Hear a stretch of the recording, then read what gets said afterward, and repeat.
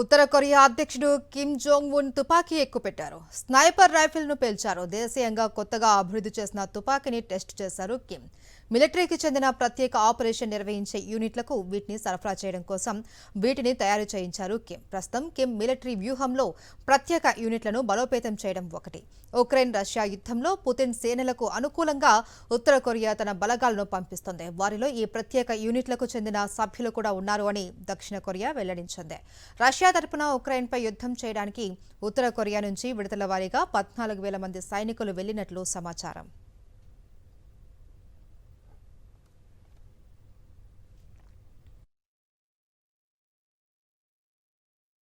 ఉత్తర Korea అధ్యక్షుడు Kim Jong Un తుపాకీ ఎక్కుపెట్టారు. Sniper రైఫిల్ను పేల్చారు. దేశీయంగా కొత్తగా అభివృద్ధి చేసిన తుపాకీని టెస్ట్ చేశారు కిమ్. మిలిటరీకి చెందిన ప్రత్యేక ఆపరేషన్ నిర్వహించే యూనిట్లకు వీటిని సరఫరా చేయడం కోసం వీటిని తయారు చేయించారు కిమ్. ప్రస్తుతం కిమ్ మిలిటరీ వ్యూహంలో ప్రత్యేక యూనిట్లను బలోపేతం చేయడం ఒకటి. ఉక్రెయిన్ రష్యా యుద్ధంలో పుతిన్ సేనలకు అనుకూలంగా ఉత్తర కొరియా తన బలగాలను పంపిస్తోంది. వారిలో ఈ ప్రత్యేక యూనిట్లకు చెందిన సభ్యులు కూడా ఉన్నారు అని దక్షిణ కొరియా వెల్లడించింది.